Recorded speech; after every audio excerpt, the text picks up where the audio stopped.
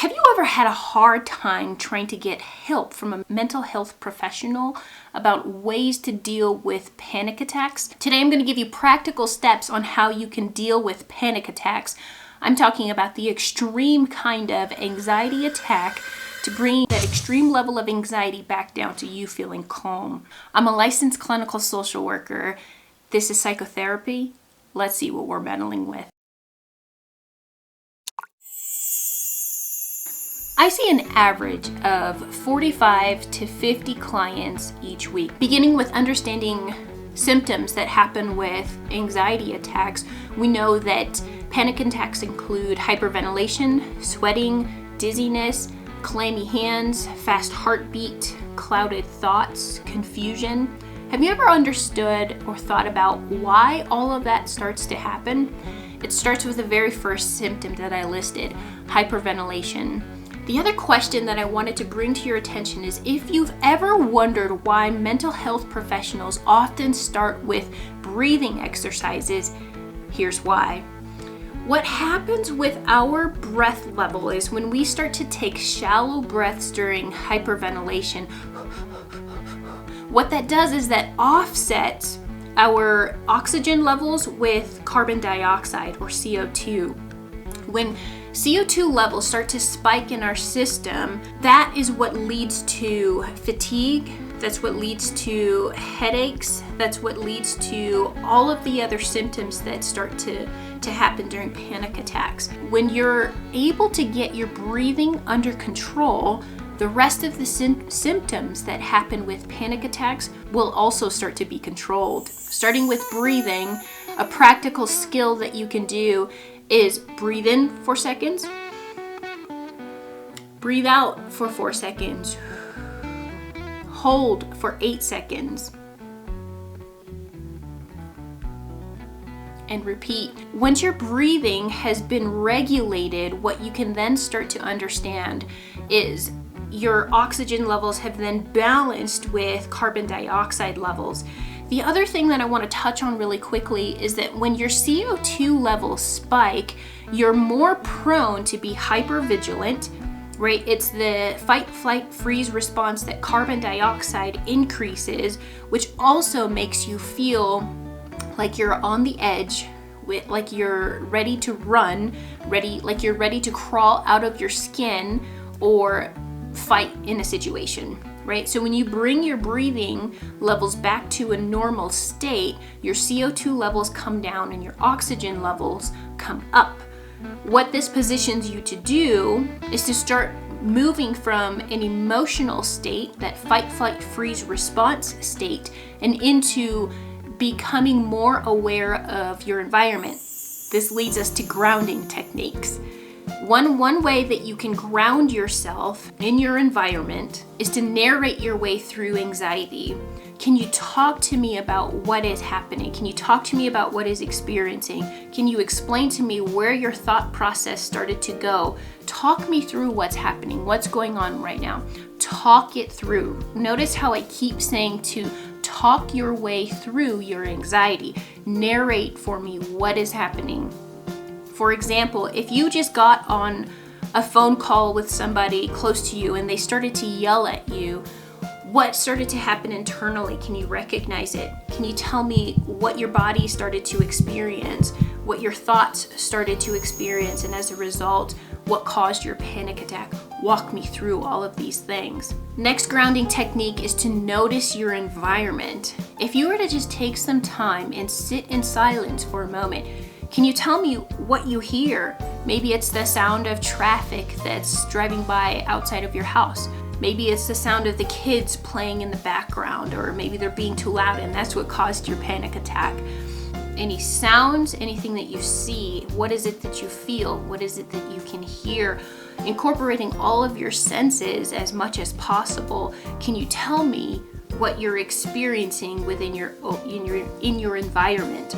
This is open awareness. I'm leaving it up to you to notice what you are experiencing right now in your environment. Next is mindfulness. I want for you to take a body scan.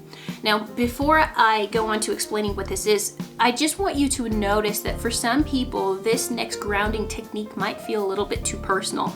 It might feel a little bit too overwhelming to really take some time and notice what's going on in your body. If that's you, stick with me. I'll give you an alternative.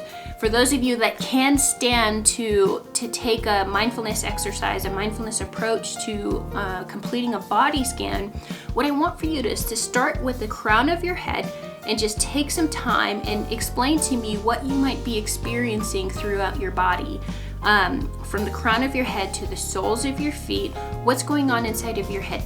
Is there any tension? Do you have a pinch in the back of your head? Do you have this sting inside of your lungs as though you've just run 10,000 miles? What is happening inside of your body? Can you take a moment to be mindful and do a body scan? Now, for those of you that being present in your body is just too overwhelming, the alternatives that you can do is to simply recite your strengths. What is it that you're good at? For some people who have experienced trauma in their past, there's a little bit of a vulnerability there, right? There's a risk factor that happened to you back then. But knowing that right now who you are today carries and embodies so much more strength, so much more lessons, more life lessons that you've learned recently or now compared to the vulnerable person that you were back then. What is it that you know that you're good at right now in today's day and age? This version of you, who are you? Recite your strengths. So up until now, we've talked about breathing exercises. We've talked about being grounded in this very present moment.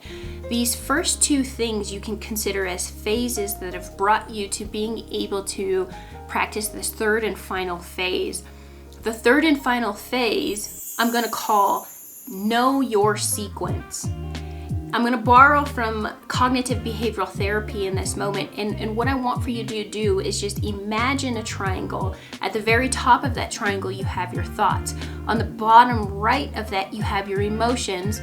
On the bottom left of that, you have your behaviors. What we know through Cognitive Behavioral Therapy, or CBT, is that our thoughts, emotions, and behaviors are all interconnected. So if we think a certain thought, it's bound to make us feel a certain way. When we feel a certain way, we're bound to act on that. That's our behavior. And what we know is that behaviors reinforce a thought. So in this third and final phase, we're going to be using a lot of logic, and we're going to be using a lot of reasoning, which is why the first two phases are incredibly crucial and important to really decrease that panic attack. Now that you're past the peak of your anxiety and you're hopefully at this point coming back down from experiencing a panic attack, here's where we can start to implement a bit of reasoning and a bit of logic. If you find yourself stuck in the thinking phase of that triangle, here's some practical tips for you to get yourself out of a negative thinking mindset and into a positive thinking mindset. What I want for you to understand is what brought you to this point. Can you ask yourself the question, what was the thought, the very first thought that you might have thought of? Now, for some, I understand that this might be a difficult place to start in. That's okay. Maybe some of the two other pieces, the emotion piece or the behavioral piece, might be where you can recognize first. Just work your way backwards. But starting with the thought, can you notice what it is that you're thinking? Was there a specific thought that came to mind about the situation that you're facing? Again, going back to the hypothetical example that if you received a phone call and a person started to yell at you, what if that person who was yelling at you was your boss? Pretty crappy boss, pretty crappy way for a boss to handle that situation. Imagine if your thought was, oh no, I'm going to get fired. The emotion that I started to feel as a result was extreme worry and panic. If you're stuck in the thinking phase, it's just to examine evidence. If you're having a thought of, oh no, I'm going to get fired, what proof do you have that says that you're going to be fired based on this single event? What proof do you have for the thought that you're having And is it justified for you to continue to think that way? Examine the evidence. What's your proof? Last, here's a list of 10 different types of cognitive distortions. These basically tell you the kind of filter that you're seeing the world through. If you can identify any of these cognitive distortions as something that you're operating out of, it is imperative, it is important for you to know that any of these thinking habits are things that will not allow you to see your situation clearly. It's as if you've kind of smudged your glasses and you're trying to look through a pair of dirty glasses. You're going to see the world distorted. You're going to see the world not so clearly so long that you're thinking out of these perspectives. Knowing that about yourself in this situation positions you to be able to understand that you cannot make decisions right now. You simply put that on hold. You say, I need a moment. I'm not thinking clearly right now. We're going to have to come back to this, right? That's a communication skill that you've implemented because you've recognized the kind of cognitive distortions you're thinking out of. So you've examined evidence, you recognize cognitive distortions. Now let's move into the realm of emotion. When you're stuck in the emotion part of it, either that's panic, worry, frustration, understanding emotions as signals is going to be key. Emotions basically have signals. Take a look at this video here. I highlight and I break down how to better understand and name emotions, and even more so, how to stop flying on autopilot and really address difficult emotions. Click there for more information. For example, if because we got the phone call from our boss, the thought was, I'm going to get fired, that made us feel panic and extreme worry. Well, we just named it. We identified it. We put a name to it. Now let's understand their meaning, right? If emotions are simply signals, again, we can often misinterpret them as becoming our reality. But when we understand emotions as signals, then we can really understand what it is that they mean to us, right? Just like coming up to a traffic sign, a stoplight, that means that we are to bring our vehicle to a complete stop until we have a green light, we can proceed. Emotions have signals. They are signals. They have meaning. So if you go back to this example, what can worry mean? What can panic mean?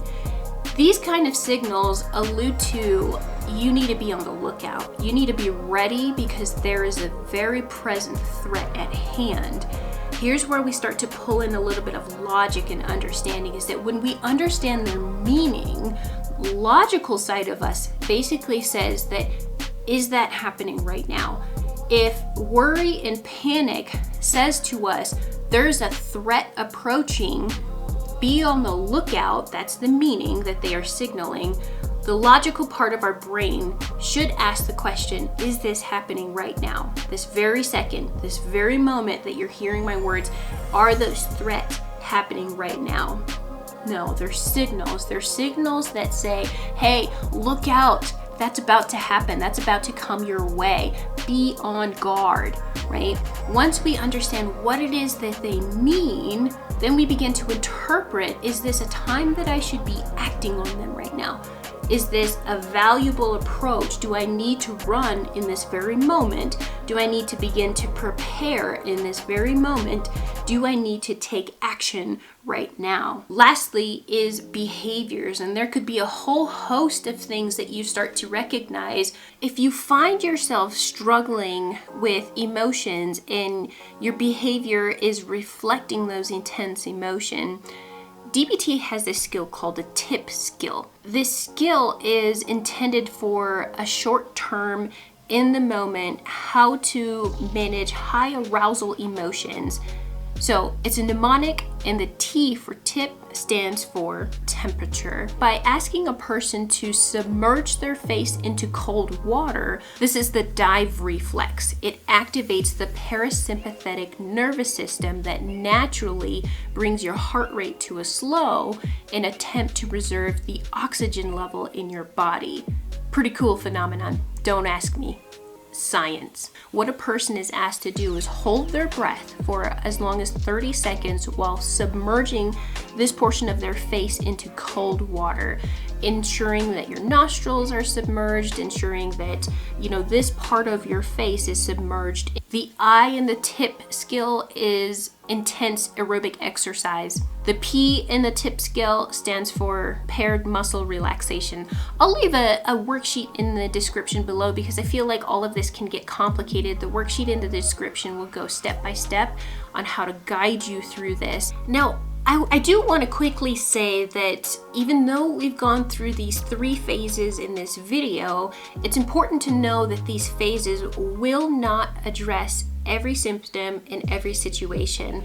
Take a look at this video here that I posted on the importance of distinguishing short-term skills from long-term skills and when it is appropriate to use what skill for what situation. Thanks again for sticking around. We'll see you in the next one.